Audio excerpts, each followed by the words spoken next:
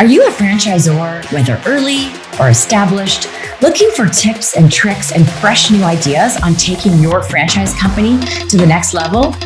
I'm Angela Cote, and I call myself a franchise growth catalyst.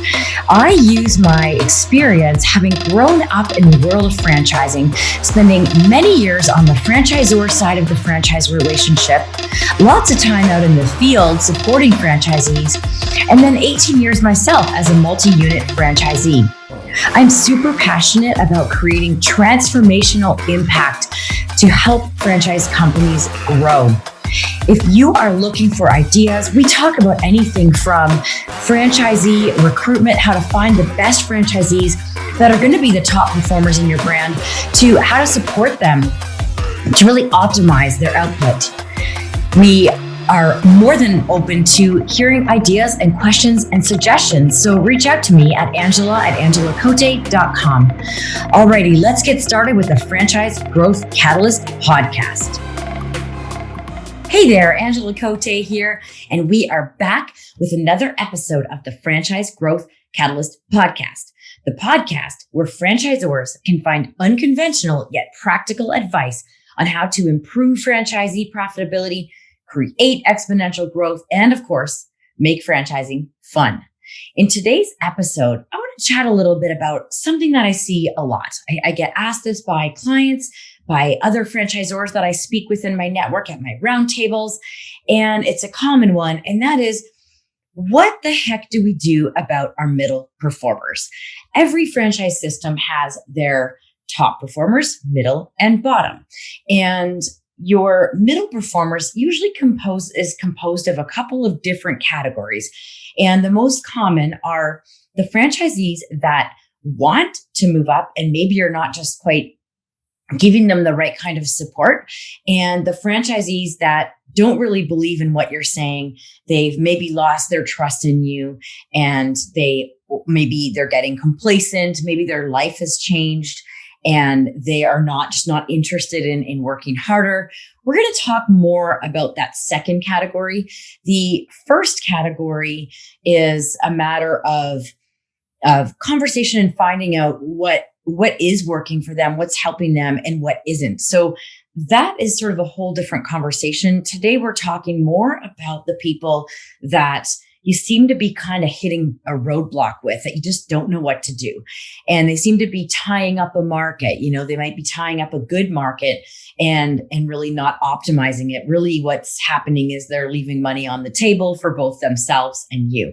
Now, these ones are tricky, especially if you ask them and, maybe they're making what they think is a decent salary, and what they really realize, what they are happy with is the way that they're working currently, but you realize that there's lots of opportunity. And, so it's about finding out, what does success look like to them? And so we have to kind of start there and try to understand what they think of their current situation. Now, something that I meant to mention before we got into this is that all of this is a lot easier if you set the expectations right from the beginning in the franchise recruitment process and the onboarding process with new franchisees. And I did an episode with 10 areas of conversation that you want to cover to make sure that you are setting expectations from the beginning. So go find that episode if you want a little more information on that. It is on expectation setting in the franchise recruitment process. But if you're at this point where you've got franchisees in the system, and whether or not you did set those expectations, it's something that you need to deal with, these are some steps that you can take. And I'm not saying that there is anything like a silver bullet or magic wand that you can wave that will automatically be, solving your problem. But there's definitely some steps we can take. And there will be some franchisees that you take these steps with that you can get them to come around. And there will be some franchisees that are never going to come around. And in that case, you got to start thinking about how you can help them see that they need to be moved out of the system, which is going to come up in a minute. I'm going to talk about that. But the idea, go in knowing transparently that you're not going to have success with every single franchisee with this strategy, but it's something definitely worth trying, and it will help you get clarity on who is worth investing time and energy into growing, and who is somebody that you might want to start to think about how to move them out. Now, quick side note is some of this is helpful to have an outside third party come in and do. I just happen to know someone who does that. So if you're looking for some support on that, either you can reach out to me and my team and I can help with that, either directly getting in front of your franchisees and having these conversations and helping light the fire under them, or we can coach you on how to do it. So if you're listening to this thinking, oh, this sounds good, but you need some help, never fear. Help is here. All right. I just made that up. Anyway, so let's talk about the steps that you can take. So the first thing I would try to do is to have an authentic conversation with them about why they first started. Why did they first join your system as a franchisee? What got them excited? Try to get them back in the emotional state of the excitement of, maybe it's a wellness brand and they were excited about changing lives, or maybe they were excited about having a little bit more flexibility as a business owner versus having a 9-to-5 job. Maybe they got really excited about the opportunity to make a decent amount of money and save up for their retirement and be able to have a certain lifestyle and pass the business down to one of their kids or something. So find out what their why is, and even with the smaller things of like what got them excited. Maybe they'll say, I was excited to join your team. It seemed like, I wanted to be around a leader like you, or I like the other franchisees in the system. It seemed like it had a good culture and it feels like family. So get that back into their head. So they're feeling and remembering why they did this in the first place. If you can get them back to their why, then try to help them understand that their goals are connected to that why, and that their action steps need to be connected to their goals, and their goals connected to the why. So if they are saying that they joined the system because they wanted to save up enough money to put their grandkids through college education, for example, then start talking about that. And how are you doing on that track? Are you on track? How can we help you? What steps do you need to take and to get closer to your why? So that's the first step, is to see if you can get them tapped back into and reconnected to their why. Again, this doesn't work with everybody, but it's definitely something to try. And then create goals by reverse engineering from their bigger goal down to like the 3-year goals, the 1-year goals, and then the goals for this quarter. The next step to take, especially if that one didn't work, is maybe it's time to help them find a new why. So the new why, it could be something like you offer them a more like a leadership opportunity as a franchisee. Maybe you encourage them to, maybe they could become a peer mentor for new franchisees coming into the system, and they can teach franchisees coming in some of the things that they went through when they first started and how they got to where they're at.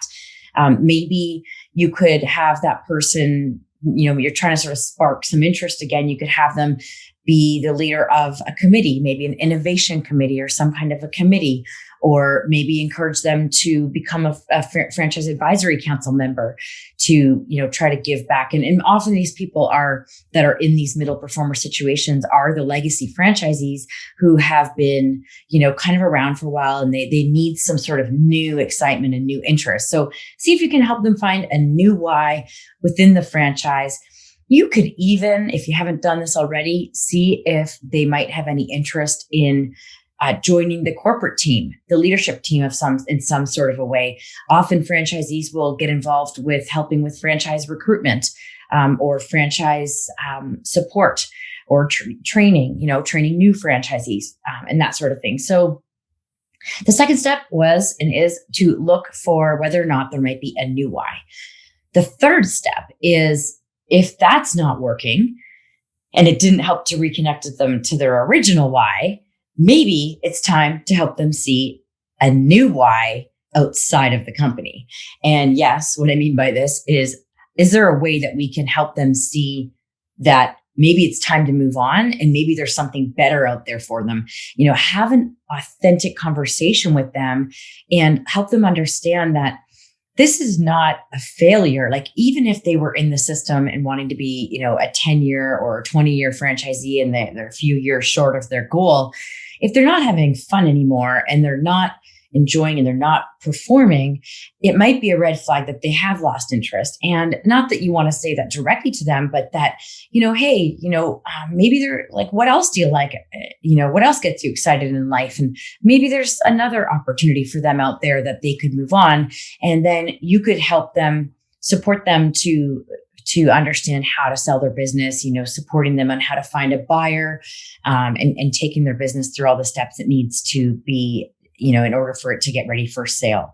So helping them see a new why, maybe by looking at their traits and seeing what traits they have that might fit something else.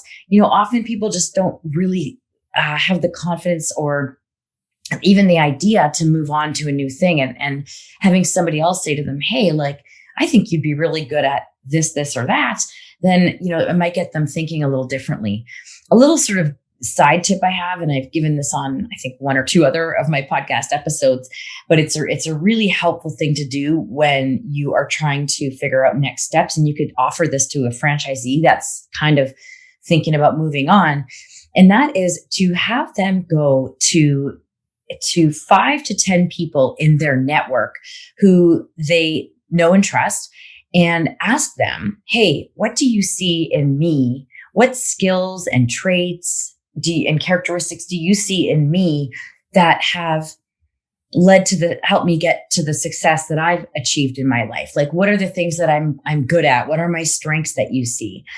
Ask 5 to 10 people. And I always say, go to some people who are, close to you, like family members, but also, and friends, but also go to some people that are a little bit out of your comfort zone to ask.